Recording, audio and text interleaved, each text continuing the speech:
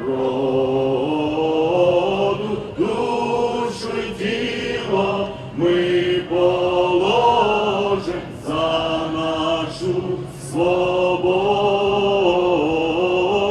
і покажем, що ми браття козацького роду.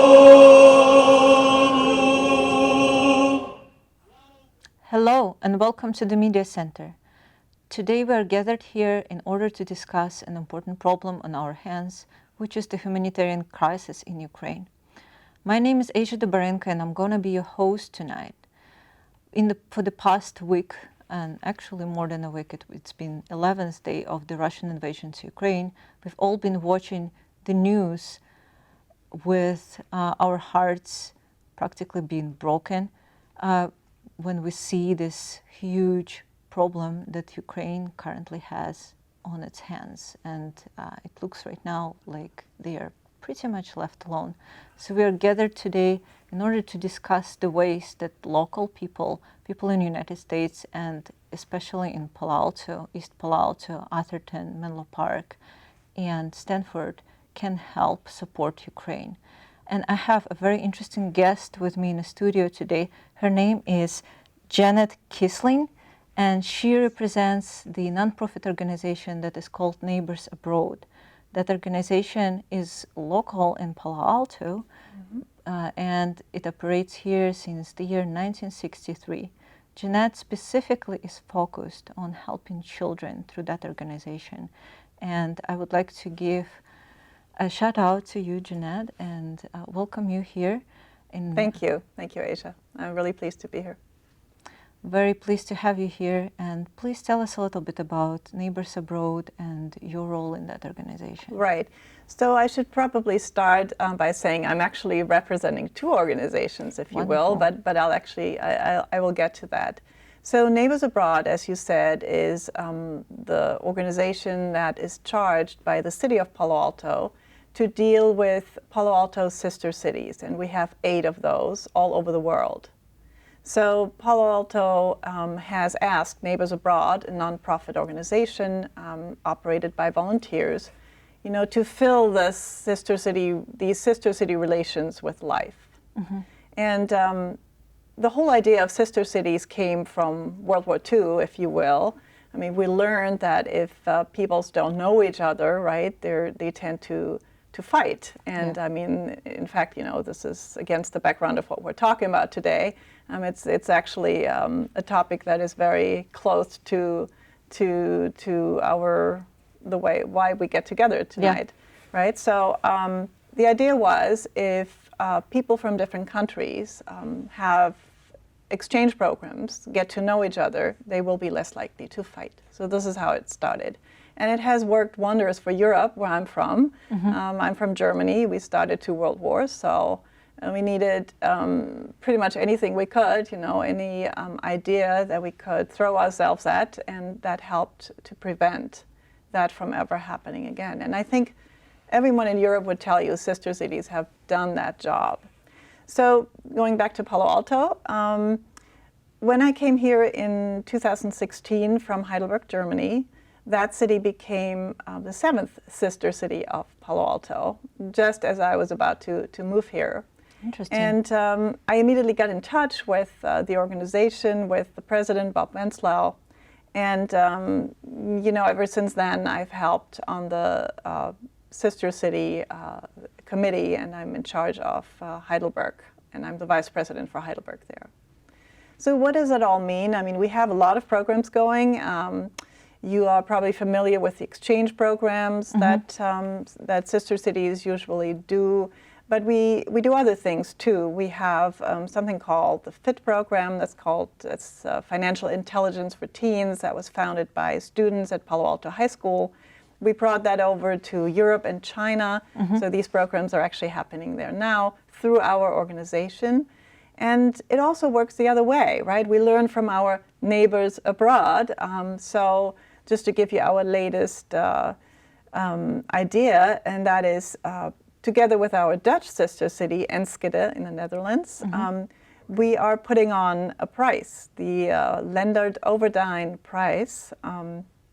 Leonard Overdine was a pastor in World War II, and he saved a lot of lives, mostly Jewish people from the Nazis that marched in. So we're honoring Pastor Leonard Overdine with this essay contest for students grades 9 to 12. And the prizes are wonderful. You can win cash prizes, of course, but you can also win a trip to Europe. So these are the kind of things we're doing in order to help along this idea of just getting to know our neighbors abroad. All right, thank you so much for this wonderful presentation of Neighbors Abroad organization and its partners in other cities.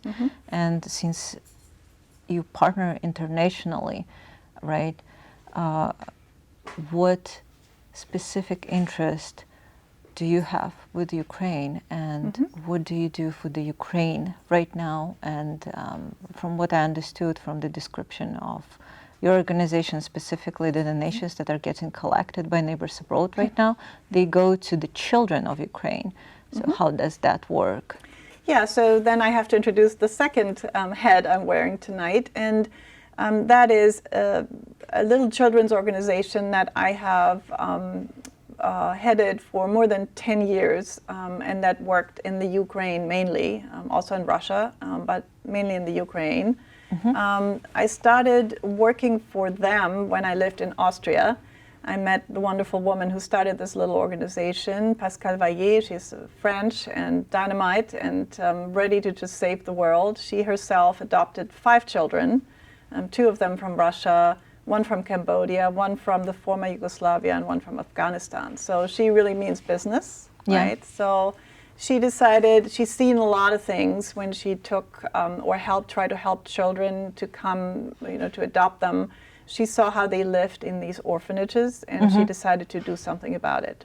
So she started this organization called Kleine Herzen, which is German for little hearts. And when I met her, I wanted to partner with her because I had just left my job. I got a nice severance pay, and I wanted to donate some of that money. I had 3 beautiful, healthy children, and I figured, it's time to do something for others. So this is how I met Pascale, and ever since then we worked together. When I left Austria to go back to Germany in 2011, this is when I founded Kleine Herzen over in Germany. So we have 2 organizations in 2 countries right now. So when we all saw these horrible pictures of the invasion of Ukraine by the Russians, we were all shocked, of course, but very quickly a lot of us asked the question, how can we help? And so we had that conversation within Neighbors Abroad, and we quickly decided we can raise money. That's the thing we can do. And given that I had this other head at the table, namely to have run this organization for more than 10 years, we decided to collect money for this children's organization, Kleine Herzen, and that's what we've been doing. And in a little bit over a week, we're very close. We're heading towards the $50,000. So that's really cool. And wonderful. The money is used, couldn't have come any sooner, is used to really help the people directly. So because we've worked for over 10 years in the Ukraine, we have an established network. We have contacts there. And we can very easily reach out to them and ask them what it is specifically they need. So right now, our priority is to save the children that we have supported in the past. And we've supported 12 orphanages in Ukraine. We had a center for street children in Fastiv. We had a refugee center in Kharkiv. We supported a home for severely handicapped children, 120 of them, in Kharkiv Oblast, so very close to the Russian border. And that's the city that was very heavily bombed just recently, Yes, exactly. And nobody knew about the city until 2 weeks ago, I want to say, right? And now every evening you see the horrible pictures from Kharkiv. Yes. So as you probably know, I mean, it's not like that area was well developed. It was very poor to begin with. I don't even want to imagine what it looks like now. Yeah, it doesn't look good at all. It looks like it's been destroyed practically by Russian bombs and shelling. Exactly. So our first priority is really to take the children we supported out. We have just succeeded to do just that last week. Some of our orphanages didn't want to leave. Right? They didn't believe that Putin would ever march in. Yeah. And a couple of days into this, they decided, okay, we have to get out. Yeah. So through our contacts, the contacts that Pascal has mainly to the Ukraine, we were able to get 21 children and their guardians out. They came, they were put on a train by a man that we worked with in the past, and who helped us do that, who actually got one of the last spots on the train. They made it to Austria. They arrived there on Saturday evening, and they're now safe. All right, so they are in Austria. Yes. And this is the orphanage from Kharkiv, Yeah, right? no, that is the orphanage from Kiev. From Kiev? Yeah, it's a Kiev orphanage, all right. right. All right. Yeah, and so that's our first priority. The second priority, obviously, a lot of people are still there. Yes. And a lot of our partners are there, and they don't want to leave. They want to help. So one of them reached out to us on Saturday. He is in Odessa. And he said, I need as much money as I can get because I can still buy food, right? And this organization will provide food for people in need. Because one of the problems is that people, they can't get any money out of the bank anymore. They don't have any resources to buy food, even if there is food, which is getting harder by the day, obviously. And the second part that you just mentioned, when you're working with the local people in Ukraine, who can get some resources to the people in need. Is that one focused on children only, or it is broader? Yeah, well, at this point, it cannot be only focused on children, right? The organizations we deal with have a much broader range. Yeah. Our focus is children. But right now, it really doesn't matter. I mean, we help anybody who needs our help. Yeah. Thank you very much. And you are using the organization that is based in Europe, right? That is originated in Europe, is currently using Neighbors Abroad website for as a donation platform. Is that correct? Yeah, you can say that way. I mean, one of the things that is sort of brings it back to Neighbors Abroad is that Heidelberg, where this Kleine Herzen, Germany, is located, is our sister city. So it's actually, a sister city program, if you will. But Kleine Herzen is just providing our knowledge and our contacts and our structure to really make sure that the people who are donating and have donated so wonderfully in such a short period of time, that they can be sure the money goes directly to the Ukraine now. Yeah. I don't think there are a lot of organizations that can honestly say that. You donate and then it goes somewhere and you don't know. And I'm not saying, it's just very difficult to report every day what you're doing with the money. It's very difficult. That's true. And there are several organizations that I would like to bring up so people would know where they can go and donate. And those organizations actually do a pretty good job reporting on where the money goes. One of them is probably very well known to many of you, is called Nova Ukraine, and that organization is collecting money to provide humanitarian aid in Ukraine. The other organization is called Come Back Alive, and that one supports Ukrainian armed forces, and you can donate money directly to the armed forces there. One more is called RAZOM for Ukraine, which in translation to English will be Together for Ukraine. And that one is donating money to tactical medical training and emergency response needs in Ukraine. There is also a bank account that was set up by Ukrainian National Bank, and it accepts donations that will go directly to Ukrainian armed forces. And yes, you can see it on screen right now. And I hope our viewers will be able to select the charity that will suit their interests or their most important need to donate to certain causes. Yes.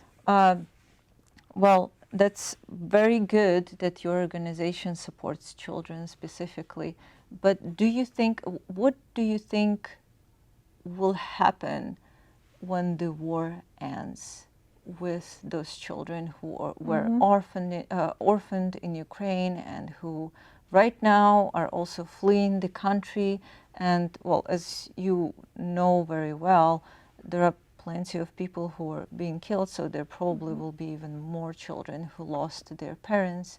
And there is a huge wave of refugees that is entering Poland right now. So they are even misplaced. It's not just losing the parent, it's also losing the ground under your feet, basically. What do you think will happen next after this war? So nobody really knows what's going to happen. It depends on how long this war will last, how devastating it will be to the infrastructure of Ukraine, what will happen to the children. Well, the ones that came to Austria that arrived on Saturday evening, they were there for just 2 days and they asked, when can we go home? Yeah. You know, they definitely want to go back and their guardians want to go back too. You know, they don't actually want to be in Austria right now. They want to be back in Kiev.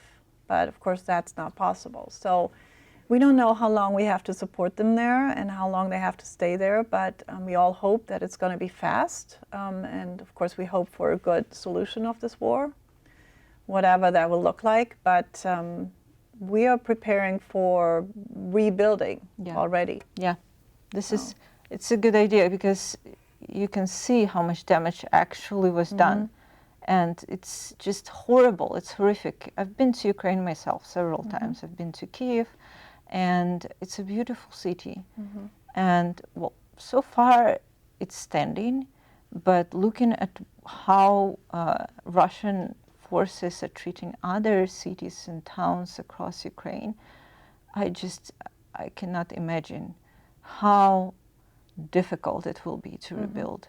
Yeah, I'm really worried about Odessa. It's such a beautiful city, and anybody who's been there knows it's just wonderful. It has so much history, and to just imagine, you know, that bombs are being dropped on the center of this beautiful town.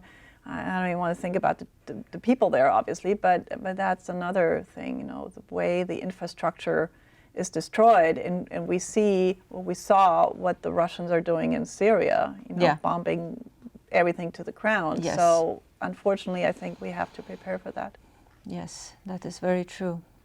Well, what do you think, how do you think this war will end? I mean, this is a very difficult question right now, but do you think Ukraine will win? Do you think Ukraine has everything to win this war? No, Ukraine has not everything to win this war. We, the West, waited way too long, you know, to give them the support they needed. Yeah. I think we were all surprised by their incredible readiness to fight and to defend their country. We're all impressed by this, and it has given us courage, which is a strange thing, right? You would expect the West to give them courage, and here it's the other way around. And the reason, I think, is they're fighting for their lives. They're fighting for values that we have gotten used to in the West and we think are just there. So we're watching this and we're like, wow, we probably have neglected a lot of things in the last decades, right, that we should have done differently, and we're waking up now. So thanks to the Ukraine and their fighting spirit. So they definitely have that going for themselves. They definitely need more equipment, that's for sure. And I saw you have one donation possibility directly to the armed forces. Yes.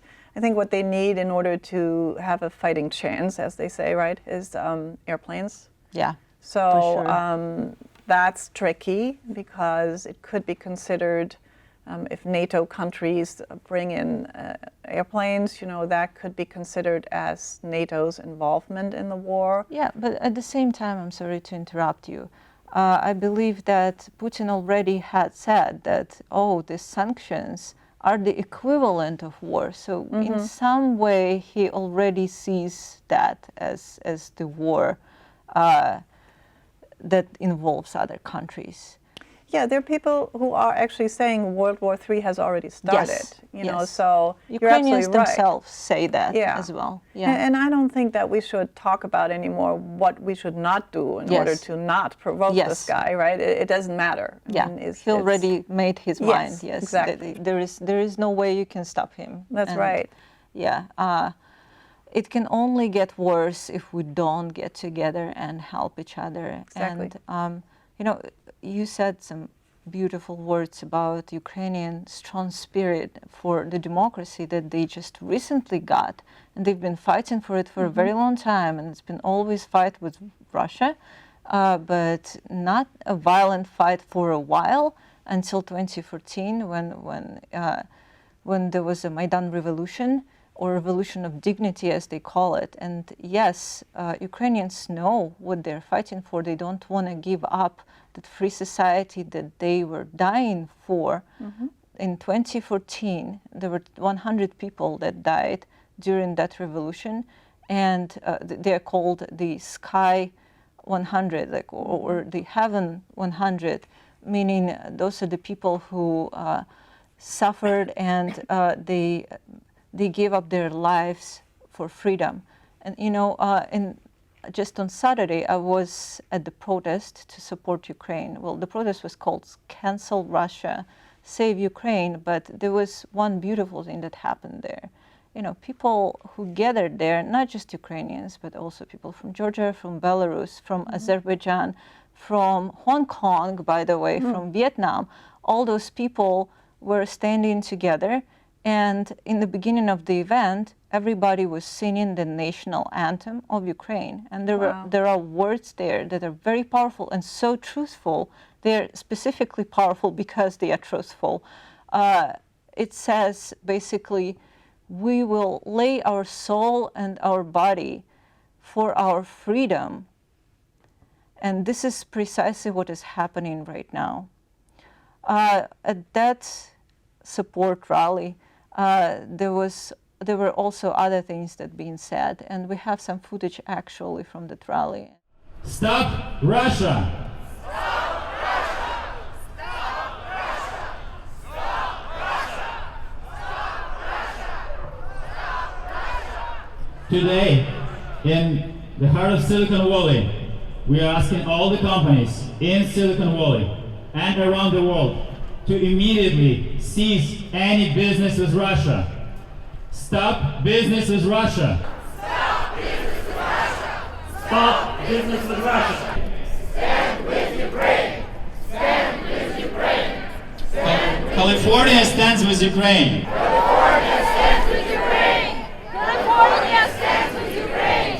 San Jose stands with Ukraine. My name is Mita, and I'm Santa Clara County Human Rights Commissioner. And I would like to say that we stand in solidarity in the name of mankind for Ukraine. No fly zone! No fly zone! No fly zone! No fly zone! Shelter our sky! Shelter our sky! Shelter our sky! Shelter our sky! Shelter our sky!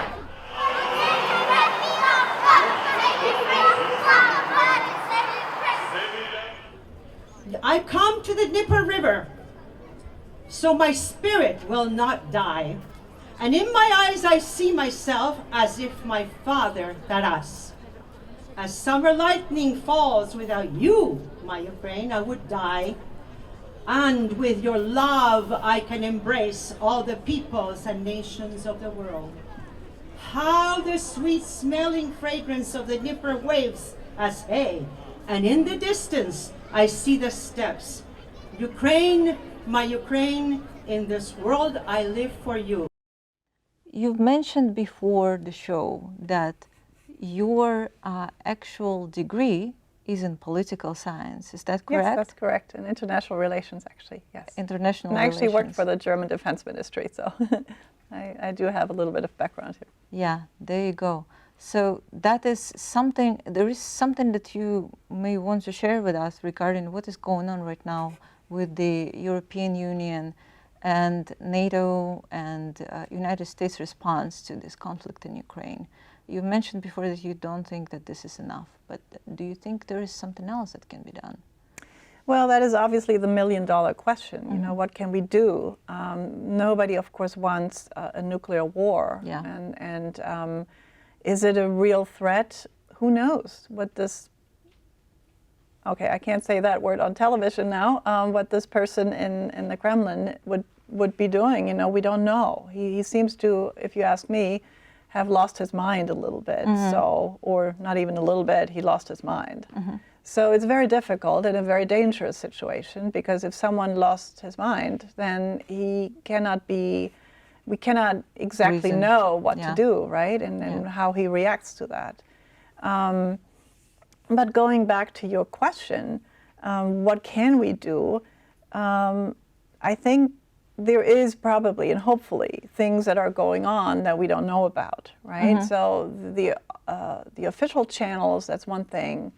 But the secret channels that diplomats and secret services have, right, to bring in equipment and do all these things that we don't know about, I think that's probably happening, should happen right now. So one of the things that we're seeing, I think 16,000 people have volunteered to go to Ukraine and fight on the Ukrainian side. That is very true. That's amazing. Not sure if they're all really volunteers or, you know, from different armies. Yeah. But in any case, I think that would be great if that kind of actually went on a little bit more, because the Ukrainians need every little help they can. Yes, that is very true. Yeah. And that's why we also provide all the information available for the donations for our viewers. And I really appreciate that you came here today to talk about the organization and the ways to help Ukrainian people, and specifically Ukrainian children, who are the most vulnerable, obviously, in this conflict. And it was really good to have you here, and with all your expertise and knowledge about the European situation and specifically ways to help. Thank you so much, Jeanette. And thank you for having me, Aisha. I really appreciate it. Yeah, I hope to have you here again in the future for the cause that is more peaceful and Slava for the celebration. Yes, Slava Ukraini, Героям слава!